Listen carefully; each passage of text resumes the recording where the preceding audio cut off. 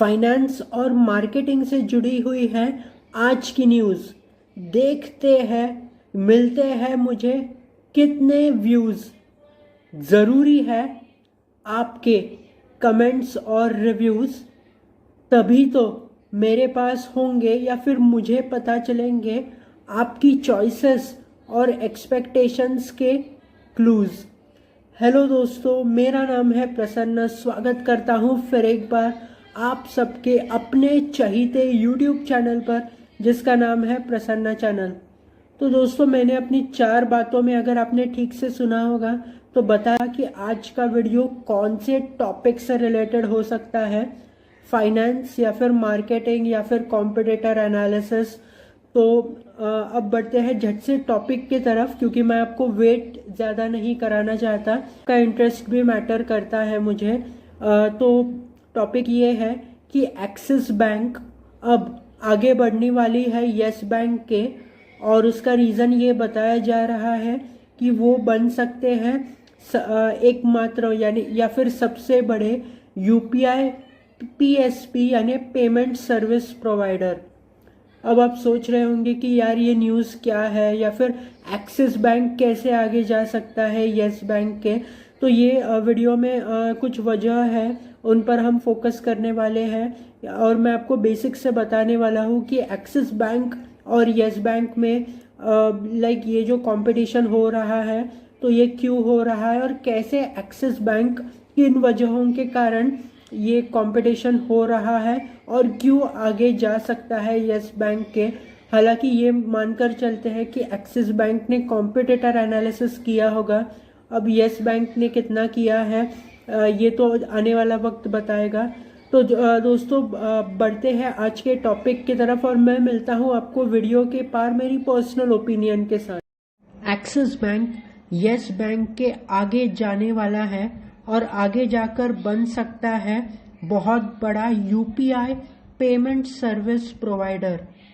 Third party UPI apps, जिन्हें trap यानी TRAP कहा जाता है, ये जुड़ जाती है बैंक्स के साथ और बन जाती है PSP यानी पेमेंट सर्विस प्रोवाइडर, और ये जुड़ जाती है NPCI यानी national payments corporation of India के सर्वर के साथ, जिससे यूपीआई के ट्रांजैक्शंस यानी लेन देन के व्यवहार होते हैं उनके प्लेटफॉर्म पर।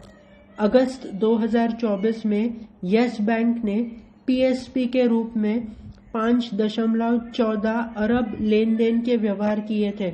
वहीं पर एक्सिस बैंक ने 5.13 अरब ट्रांजैक्शंस यानी लेन देन के व्यवहार किए थे। येस बैंक ने टाई अप या फिर जुड़ गया है फोन पे के साथ। वहीं पर एक्सिस बैंक जुड़ चुका है कई सारे यूपीआई एप्स के साथ, जैसे कि गूगल पे, अमेज़न पे, फ्लिपकार्ट, क्रेड और नवी। अब जानते हैं वो 3 वजह जिसके कारण एक्सिस बैंक का विकास हुआ। तो सबसे पहली वजह है येस बैंक का जो संकट हुआ था, तब फोनपे के कई सारे ट्रांजैक्शंस यानी लेन देन के व्यवहारों पर असर हुआ था। तो तब उन्होंने डी रिस्किंग स्ट्रैटेजी यानी जोखिम को कम करने वाली स्ट्रैटेजी के तहत अपने कई सारे अकाउंट्स एक्सिस बैंक की तरफ स्थानांतरित किए थे, जिससे एक्सिस बैंक का और फोनपे का एक अच्छा रिश्ता बना था। अब जानते हैं दूसरी वजह, गूगल पे।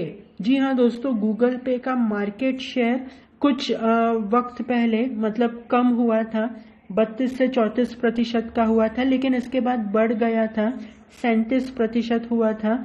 उनका पहले का जो PSP पार्टनर यानी पेमेंट सर्विस प्रोवाइडर था वो था SBI यानी स्टेट बैंक ऑफ इंडिया, पर उन्होंने उसके बाद कुछ नए कस्टमर्स थे उनको ऑनबोर्ड किया था एक्सिस बैंक की तरफ। तो ये दूसरी वजह है। और तीसरी वजह है कि जो पेटीएम न्यूज़ में रहा था, तो पेटीएम ने नियामक उपायों के तहत PSP बैंकिंग के जो कार्य था वो उसके उनके जो सहायक यानी पेटीएम पेमेंट्स बैंक लिमिटेड से स्थानांतरित किया था yes bank, axis bank, HDFC bank, जिसके कारण एक्सिस बैंक का विकास हुआ है या फिर उनकी ग्रोथ हुई। तो एक्सिस बैंक अपना प्रेजेंस फील करा रहे हैं मार्केट में। जो भी क्राइसिस हुआ था यस बैंक का, वो न्यूज़ में आई थी वो बात, और उसके बाद पेटीएम का जैसे वीडियो में हमने डिस्कस किया वो प्रॉब्लम हुआ था। इसके बाद से एक्सिस बैंक ने अपना प्रेजेंस फील करा दिया है मार्केट में। यस बैंक से कंपटीशन हो रही है, हालांकि एचडीएफसी है, एसबीआई है, कई सारे कॉम्पिटिटर्स हैं, लेकिन जो न्यूज़ थी कि यस बैंक के आगे जा सकता है, तो वीडियो में हमने कुछ डिस्कस किए कि कैसे आगे जा सकते हैं। तो यहाँ पर मैं यही कहूँगा कि जैसे मैंने पहले ही कहा था कि एक्सिस बैंक का कॉम्पिटिटर एनालिसिस स्ट्रॉन्ग लग रहा है। अब यस बैंक क्या कर सकता है ये तो हमें आगे आने वाला वक्त ही बताएगा, लेकिन आज के वीडियो को यहीं तक रखते हैं। आशा करता हूँ कि आपने वीडियो को एंजॉय किया है। लंबे समय तक बाद फाइनेंस या फिर मार्केटिंग से जुड़ा हुआ ये वीडियो था। लेट्स से देखते हैं कि आपके व्यूज़ क्या है। नीचे यूट्यूब कमेंट बॉक्स है, प्लीज़ कमेंट कीजिएगा, लाइक कीजिएगा वीडियो को, चैनल को सब्सक्राइब कीजिएगा। मिलते हैं अगले वीडियो में किसी नए टॉपिक के साथ। तब तक के लिए इस दोस्त को दीजिए इजाज़त।